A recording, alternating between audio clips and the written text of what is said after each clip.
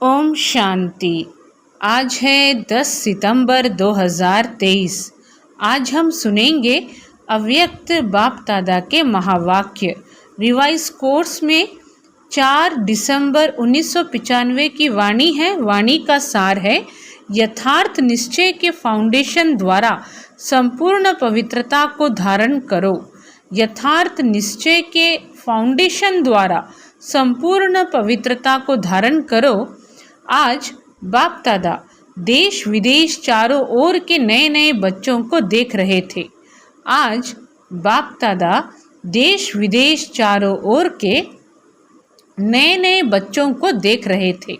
चाहे मधुबन में साकार रूप में आए हैं, चाहे आकार रूप में अपने अपने सेवा स्थान में आए हुए हैं, तो नयों नयों को देख बाप दादा सभी के निश्चय को देख रहे थे। तो नयों नयों को देख बाप दादा सभी के निश्चय को देख रहे थे, क्योंकि निश्चय इस ब्राह्मण जीवन के संपन्नता का फाउंडेशन है, और फाउंडेशन मजबूत है तो सहज और तीव्र गति से संपूर्णता तक पहुंचना निश्चित है। तो बाप दादा देख रहे थे कि निश्चय भी भिन्न भिन्न प्रकार का है।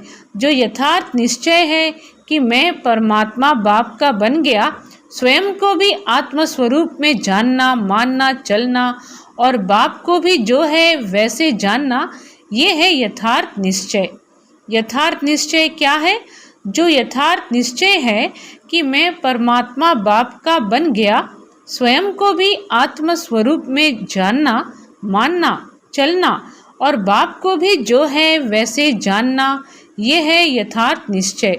दूसरा निश्चय है, योग द्वारा थोड़े समय के लिए अशांति से शांति का अनुभव करते हैं और स्थान का शक्तिशाली शांत वायुमंडल आकर्षित करता है।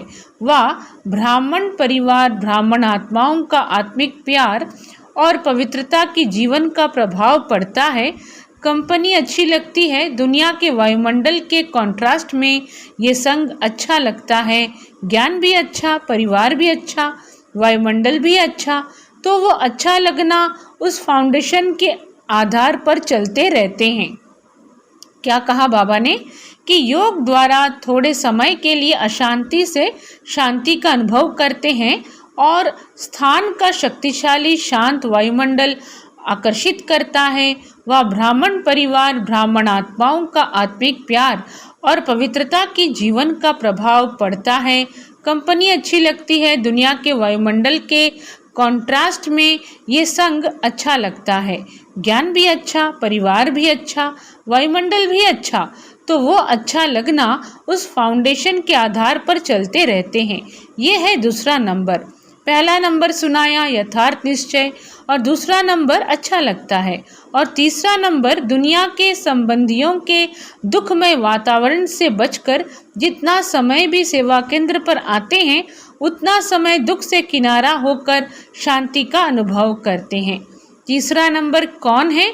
दुनिया के संबंधियों के दुखमय वातावरण से बचकर जितना समय भी सेवा केंद्र पर आते हैं, उतना समय दुख से किनारा होकर शांति का अनुभव करते हैं। ज्ञान की गुह्यता में नहीं जाएंगे, लेकिन शांति की प्राप्ति के कारण कभी आते हैं और कभी नहीं भी आते हैं, लेकिन यथार्थ निश्चय बुद्धि विजयी होते हैं। और देखा जाता है कि जब शुरू शुरू में आते हैं तो अशांति से तंग होते हैं, शांति के इच्छुक होते हैं। तो जैसे प्यासे को एक बूंद भी अगर पानी की मिल जाए तो वो बहुत बड़ी बात अनुभव करता है। तो अप्राप्ति से प्राप्ति होती है। परिवार में, ज्ञान में, योग में, वायुमंडल में अंतर दिखाई देता है।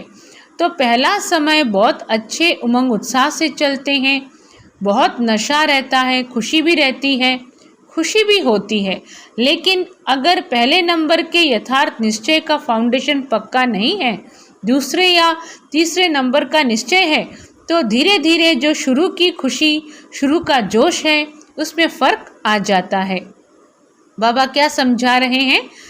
और देखा जाता है कि जब शुरू शुरू में आते हैं तो अशांति से तंग होते हैं, शांति के इच्छुक होते हैं। तो जो प्यासे को अगर एक बूंद भी अगर पानी की मिल जाए, तो जैसे प्यासे को एक बूंद भी अगर पानी की मिल जाए तो वो बहुत बड़ी बात अनुभव करता है। तो अप्राप्ति से प्राप्ति होती है। परिवार में, ज्ञान में, योग में, वायुमंडल में अंतर दिखाई देता है। तो पहला समय बहुत अच्छे उमंग उत्साह से चलते हैं, बहुत नशा रहता है, खुशी भी होती है। लेकिन अगर पहले नंबर के यथार्थ निश्चय का फाउंडेशन पक्का नहीं है, दूसरे या तीसरे नंबर का निश्चय है, तो धीरे धीरे जो शुरू की खुशी, शुरू का जोश है, उसमें फर्क आ जाता है। इस सीज़न में नए नए बहुत आए हैं और चांस भी मिला है, ये तो बहुत अच्छा है। बाप दादा को भी नए नए बच्चों को देख खुशी होती है कि ये फिर से अपने परिवार में पहुंच गए। लेकिन ये चेक करो कि निश्चय का फाउंडेशन पक्का है। हमारा निश्चय नंबर 1 है व नंबर 2 है। अगर नंबर 1 निश्चय है तो चलते चलते मुख्य पवित्रता धारण करने में मुश्किल नहीं लगेगा। अगर नंबर 1 निश्चय है तो चलते चलते मुख्य पवित्रता धारण करने में मुश्किल नहीं लगेगा। अगर पवित्रता स्वप्न मात्र भी हिलाती है, हलचल में आती है, तो समझो नंबर 1 फाउंडेशन कच्चा है, क्योंकि आत्मा का स्वधर्म पवित्रता है। अपवित्रता परधर्म है और पवित्रता स्वधर्म है। तो जब स्वधर्म का निश्चय हो गया तो परधर्म हिला नहीं सकता। कई बच्चे कहते हैं कि पहले तो बहुत अच्छे आते थे, अभी पता नहीं क्या हो गया। तो क्या हो जाता है कि बाप जो है, जैसा है, वैसे अनुभव में नहीं लाते। तो जब स्वधर्म का निश्चय हो गया तो परधर्म हिला नहीं सकता। कई बच्चे कहते हैं कि पहले तो बहुत अच्छे आते थे, अभी पता नहीं क्या हो गया। तो शिव बाबा पूछ रहे हैं, तो क्या हो जाता है कि बाप जो है, जैसा है, वैसे अनुभव में नहीं लाते। अगर पूछेंगे कि बाप साथ है तो हाथ सब उठाएंगे। हाथ उठाना तो बहुत सहज है, लेकिन बाप साथ है तो बाप की पहली पहली जो महिमा करते हो कि वो सर्वशक्तिमान है, ये मानते हो या सिर्फ जानते हो? तो जब सर्वशक्तिमान बाप साथ है तो सर्वशक्तिमान के आगे अपवित्रता आ सकती है? नहीं आ सकती। लेकिन आती तो है, तो आती फिर कहाँ से है? कोई और जगह है।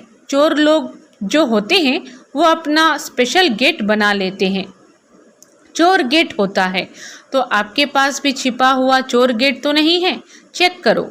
नहीं तो माया आई कहाँ से? ऊपर से आ गई। अगर ऊपर से भी आ गई तो ऊपर ही ख़त्म हो जानी चाहिए। कोई छिपे हुए गेट से आती है जो आपको पता नहीं पड़ता है, कोई छिपे हुए गेट से आती है जो आपको पता नहीं पड़ता है। तो चेक करो कि माया ने कोई चोर गेट तो नहीं बना कर रखा है। और गेट बनाती भी कैसे है मालूम है? आपके जो विशेष स्वभाव या संस्कार कमज़ोर होंगे ना, तो वही माया अपना गेट बना देती है। क्योंकि जब कोई भी स्वभाव या संस्कार कमज़ोर है तो आप कितना भी गेट बंद करो, लेकिन कमज़ोर गेट है तो माया तो जानी जाननहार है, उसको पता पड़ जाता है कि ये गेट कमज़ोर है, इससे रास्ता मिल सकता है और मिलता भी है। चलते चलते अपवित्रता के संकल्प भी आते हैं, बोल भी होता, कर्म भी हो जाता। तो गेट खुला हुआ है ना, तभी तो माया आई। फिर साथ कैसे हुआ? फिर साथ कैसे हुआ? कहने में तो कहते हो कि सर्वशक्तिमान साथ हैं, तो ये कमज़ोरी फिर कहाँ से आई? कमज़ोरी रह सकती है? नहीं ना। तो क्यों रह जाती है? चाहे पवित्रता में कोई भी विकार हो, मानो लोभ है। लोभ सिर्फ खाने पीने का नहीं होता।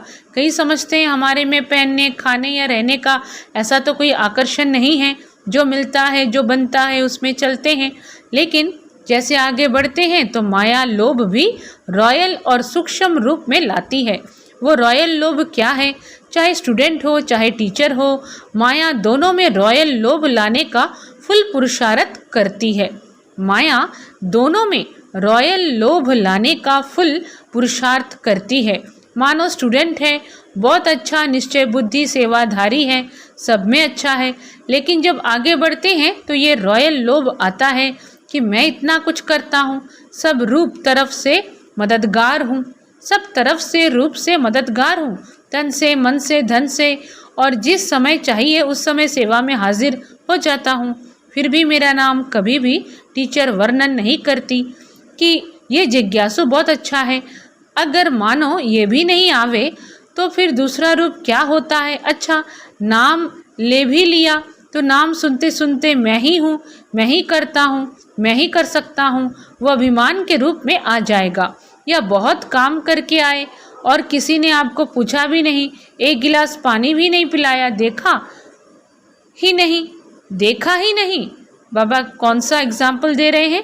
या तो बहुत काम करके आए और किसी ने आपको पूछा भी नहीं, एक गिलास पानी भी नहीं पिलाया, देखा ही नहीं, अपने आराम में या अपने काम में बिजी रहे, तो ये भी आता है कि करो भी और पूछे भी कोई नहीं। तो ये भी आता है कि करो भी और पूछे भी कोई नहीं। तो करना ही क्या है? करना या ना करना एक ही बात है। पूछने वाला तो कोई है नहीं, इसे आराम से घर में बैठो, जब होगा तब सेवा करेंगे। तो ये भिन्न भिन्न प्रकार का विकारों का रॉयल रूप आता है। और एक भी विकार आ गया ना, मानो लोभ भी आया लेकिन अभिमान आ गया, या अपने मानने तक का हमारी मान्यता हो उसका भान आ गया, तो जहाँ एक विकार होता है वहाँ उनके चार साथी छिपे हुए रूप में होते हैं। क्या समझा रहे हैं बाबा? कि तो ये भिन्न भिन्न प्रकार का विकारों का रॉयल रूप आता है। और एक भी विकार आ गया ना, मानो लोभ नहीं आया लेकिन अभिमान आ गया, या अपने मानने तक का हमारी मान्यता हो उसका भान आ गया, तो जहाँ एक विकार होता है वहाँ उनके चार साथी छिपे हुए रूप में होते हैं। और एक को अपने चांस दे दिया, एक को आपने चांस दे दिया, तो वो छिपे हुए जो हैं वो भी समय प्रमाण अपना चांस लेते रहते हैं। फिर कहते हैं कि पहले जैसा नशा अभी नहीं है, पहले बहुत अच्छा था, पहले अवस्था बड़ी अच्छी थी, अभी पता नहीं क्या हो गया है। माया चोर गेट से आ गई, ये है पता, ये नहीं कहो पता नहीं। माया चोर गेट से आ गई, ये है पता, ये नहीं कहो पता नहीं। और टीचर को भी आता है। टीचर को क्या चाहिए? सेंटर अच्छा हो, कपड़े भले कैसे भी हो, लेकिन सेंटर थोड़ा रहने लायक तो अच्छा हो, और जो साथी हो वो अच्छे हों, स्टूडेंट अच्छे हों, बाबा की भंडारी अच्छी हो। अगर अच्छा स्टूडेंट चेंज हो जाए तो दिल थोड़ा धड़कती है। फिर समझते हैं कि क्या करें, यह मददगार था ना, अभी वो चला गया। मददगार जिज्ञासु था, वह बाप है? बाबा पूछ रहे हैं, मददगार जिज्ञासु था, वह बाप है, तो उस समय कौन दिखाई देता है, जिज्ञासु या बाप? तो ये रॉयल माया फाउंडेशन को हिलाने की कोशिश करती है। तो ये रॉयल माया फाउंडेशन को हिलाने की कोशिश करती है। अगर आपको निश्चय है सर्वशक्तिमान साथ है तो बाप किसी न किसी को निमित्त बना ही देता है।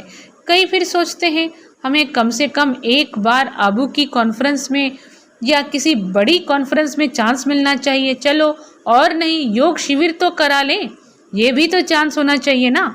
चलो भाषण नहीं करें, स्टेज पर तो आवें, आखिर विनाश हो जाएगा, क्या विनाश तक भी हमारा नंबर नहीं आएगा? नंबर तो आना चाहिए ना। लेकिन पहले भी बाप दादा ने सुनाया कि अगर योग्य है, चांस मिलता है तो खुशी से करो, लेकिन ये संकल्प करना कि हमें चांस मिलना चाहिए, ये भी मांगना है। चाहिए चाहिए ये है रॉयल मांगना, ये होना चाहिए। ये हमें पहचानते नहीं हैं, दादी दीदियाँ भी सभी को पहचानती नहीं हैं, दादी दीदियाँ भी सभी को पहचानती नहीं हैं। शिव बाबा आज टीचर और स्टूडेंट दोनों में रॉयल माया कैसे सताती है यह बता रहे हैं। कैसे वो चांस ले लेती है माया, इसके एग्जाम्पल्स बाबा दे रहे हैं। चाहिए चाहिए ये रॉयल मांगना, ये होना चाहिए, ये हमें पहचानते नहीं हैं, दादी दीदियाँ भी सभी को पहचानती नहीं हैं, जो आगे आते हैं उसको आगे कर लेते हैं। तो ये संकल्प आना, यह भी एक सूक्ष्म मांगना है। क्या कह रहे हैं? तो ये संकल्प आना, यह भी एक सूक्ष्म मांगना है। ये हमें पहचानते नहीं हैं, जो आगे आते हैं उसको आगे कर लेते हैं। लेकिन बाप दादा ने सुना दिया है कि मानो आप स्टेज पर आ गई या आपकी कोई भी विशेषता के कारण योग नहीं भी है, अवस्था इतनी अच्छी नहीं है, लेकिन बोल में कैचिंग पावर में विशेषता है, तो चांस मिल जाता है। क्योंकि किसी की वाणी में मिठास होता है, स्पष्टता होती है और कैचिंग पावर होती है, तो यहाँ के वहाँ के मिसाल वगैरह कैच करके सुनाते हैं, इसलिए उन्हों का नाम भी हो जाता है। कौन चाहिए? फलानी चाहिए। कौन आवे? फलानी आवे, चाहे योग में कच्ची भी हो। तो इस पर नंबर फाइनल नहीं होने हैं। जो फाइनल नंबर मिलेंगे वो ये नहीं होगा कि इसने कितने भाषण किए या इसने कितने स्टूडेंट व सेंटर बनाए हैं, लेकिन योग्य कितनों को बनाया है। सेंटर बनाना बड़ी बात नहीं है, लेकिन योग्य कितनी आत्माओं को बनाया। नाम हो गया 30 सेंटर की इंचार्ज हैं और 30 में से 15 हिल रहे हैं, 15 ठीक हैं, तो फ़ायदा या सिर्फ नाम हुआ। सिर्फ नाम होता है कि फ़लानी के 30 सेवा केंद्र हैं, लेकिन नंबर इससे नहीं मिलेगा। फाइनल नंबर जितनों को सुख दिया, जितना स्वयं शक्तिशाली रहे, उसी प्रमाण मिलेंगे। इसलिए ये भी चाहिए ख़त्म कर दो, नहीं तो योग नहीं लगेगा। रोज़ यही देखते रहेंगे कि फ़लानी जगह प्रोग्राम हुआ, मेरे को फिर भी नहीं बुलाया। अभी परसों यहाँ हुआ, कल वहाँ हुआ, आज यहाँ हुआ, तो योग लगेगा या गिनती होती रहेगी? तो आज बाबा हम सब बच्चों को जगा रहे हैं, थोड़ा रमणीकता से हंसा भी रहे हैं और हम सब बच्चों को जगा भी रहे हैं, सभी को। तो मुख्य बात जो यथार्थ निश्चय है उसको पक्का करो। कहने में तो कह देते हो मैं आत्मा हूँ और बाप सर्वशक्तिमान है, लेकिन प्रैक्टिकल में कर्म में आना चाहिए। बाप सर्वशक्तिमान है लेकिन मेरे को माया हिला रही है, तो कौन मानेगा आपका बाप सर्वशक्तिमान है, क्योंकि उससे ऊपर तो कोई है नहीं।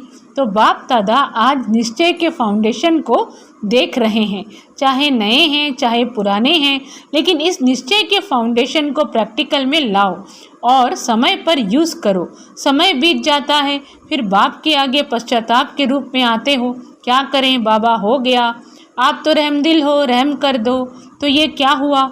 तो ये भी रॉयल पश्चाताप है। साथ है तो किसी की हिम्मत नहीं है। निश्चय बुद्धि का अर्थ ही है विजयी। अगर कोई हिसाब किताब आता भी है तो मन को नहीं हिलाओ, स्थिति को नीचे ऊपर नहीं करो, चलो आया और फट से उसको दूर से ही ख़त्म कर दो। अभी योद्धे नहीं बनो। कई अभी निरंतर योगी नहीं हैं, कुछ समय योगी हैं और कुछ समय युद्ध करने वाले योद्धे हैं, लेकिन अपने को कहलाते क्या हो? योद्धे की योगी, योद्धे के योगी क्या कहलाते हो? बाबा पूछ रहे हैं। कहलाते तो सहज योगी हो। तो नए जो भी आए हैं उनको बाप दादा फिर से भाग्य प्राप्त करने की मुबारक देते हैं, लेकिन मुबारक के साथ ये चेक भी करना है। क्या चेक करना है कि फाउंडेशन नंबर 1 है या नंबर 2 का है। कई कहते हैं ज्ञान योग बहुत अच्छा लगता है। अच्छा है, वो तो ठीक है, लेकिन कर्म में लाते हो। ज्ञान माना आत्मा परमात्मा ड्रामा, ये कहना नहीं। ज्ञान का अर्थ है समझ। समझदार जैसा समय होता है वैसे समझदारी से सदा सफल होता है। कभी भी देखो जीवन में दुख आते हैं तो क्या सोचते हो? पता नहीं मुझे ये क्यों नहीं समझ में आया, यही कहेंगे। तो समझदार हो, ज्ञानी हो, बोलो हाँ या ना। हाँ जी, हाँ तो बहुत अच्छी बोलते हो, समझदार की निशानी है कभी धोखा नहीं खाना। हाँ तो बहुत अच्छी बोलते हैं, समझदार की निशानी है कभी धोखा नहीं खाना। ये है ज्ञानी की निशानी और योगी की निशानी है सदा क्लीन और क्लियर बुद्धि। क्लीन भी हो और क्लियर भी हो। योगी कभी नहीं कहेगा पता नहीं, उनकी बुद्धि सदा ही क्लियर है और धारणा स्वरूप की निशानी है सदा स्वयं भी डबल लाइट। धारणा स्वरूप की निशानी क्या है? सदा स्वयं भी डबल लाइट। कितनी भी जिम्मेवारी हो, लेकिन धारणा मूर्त सदा डबल लाइट। चाहे मेला हो चाहे झमेला हो, दोनों में डबल लाइट। और सेवाधारी की निशानी है सदा निमित्त और निर्माण भाव। तो ये सभी अपने को अपने में चेक करो। ये सभी क्या करो? अपने में चेक करो। कहने में तो सभी कहते हो ना कि चारों ही सब्जेक्ट के गॉडली स्टूडेंट हैं। कहने में तो सभी कहते हो कि चारों ही सब्जेक्ट के गॉडली स्टूडेंट हैं, तो निशानी दिखाई देनी चाहिए। तो क्या होना चाहिए? निशानी दिखाई देनी चाहिए, ये बाबा कह रहे हैं। तो नए नए क्या करेंगे? अपने निश्चय को और पक्का करना। नहीं तो फिर क्या होता है, 2 साल चलेंगे, 3 साल चलेंगे, फिर वापस पुरानी दुनिया में चले जाएंगे और फिर जो वापस जाते हैं वो उस दुनिया में भी सेट नहीं हो सकते, न इस दुनिया के रहते न उस दुनिया के। इसलिए अपना फाउंडेशन बहुत पक्का करो, अनुभव करो, सर्वशक्तिमान बाप साथ है। बस एक बात भी अनुभव किया तो सब में पास हो जाएंगे। देखो आज कर प्राइम मिनिस्टर है, उसके साथ का भी नशा रहता है ना। देखो आजकल प्राइम मिनिस्टर है, उसके साथ का भी नशा रहता है ना। तो ये सर्वशक्तिमान है। अच्छा चारों ओर के सदा श्रेष्ठ भाग्यवान भाग्य विधाता को अपना बनाने वाले ऐसी श्रेष्ठ आत्माओं को सदा बाप दादा के श्रीमत को सुना और किया। ऐसे सर्व सपूत बच्चों को सदा सेवा में अचल रहने वाले, झमेला मुक्त और परमात्म मिलन मेला मनाने वाले सभी बच्चों को बाप दादा का याद प्यार और नमस्ते। तो आइए देखें बाबा बच्चों को आज कैसे संबोधन कर रहे हैं और याद प्यार दे रहे हैं। चारों ओर के सदा श्रेष्ठ भाग्यवान भाग्य विधाता को अपना बनाने वाले ऐसी श्रेष्ठ आत्माओं को सदा बाप दादा के श्रीमत को सुना और किया। ऐसे सर्व सपूत बच्चों को सदा सेवा में अचल रहने वाले, झमेला मुक्त और परमात्म मिलन मेला मनाने वाले सभी बच्चों को बाप दादा का याद प्यार और नमस्ते। और हम रूहानी बच्चों की रूहानी माता पिता बाप दादा को याद प्यार और नमस्ते। डबल विदेशियों को डबल नशा है ना। डबल विदेशी अर्थात डबल लाइट, डबल नशा और डबल बाप दादा और परिवार के प्यारे। डबल बाप दादा और परिवार के प्यारे, समझा। आज का वरदान है अपनेपन के अधिकार की अनुभूति द्वारा अधीनता को समाप्त करने वाले सर्वाधिकारी भव। अपनेपन के अधिकार की अनुभूति द्वारा अधीनता को समाप्त करने वाले सर्वाधिकारी भव। बाप को अपना बनाना अर्थात अपना अधिकार अनुभव होना। जहाँ अधिकार है वहाँ न तो स्व के प्रति अधीनता है, न संबंध संपर्क में आने की अधीनता है, न प्रकृति और परिस्थितियों में आने की अधीनता है। जब इन सब प्रकारों की अधीनता समाप्त हो जाती है तब सर्वाधिकारी बन जाते। जिन्होंने भी बाप को जाना और जानकर अपना बनाया वही महान हैं और अधिकारी हैं। जिन्होंने भी बाप को जाना और जानकर अपना बनाया वही महान हैं और अधिकारी हैं। स्लोगन: अपने संस्कार व गुणों को सर्व के साथ मिलाकर चलना यही विशेष आत्माओं की विशेषता है। अपने संस्कार व गुणों को सर्व के साथ मिलाकर चलना यही विशेष आत्माओं की विशेषता है। सभी को ओम शांति, ओम शांति, ओम शांति।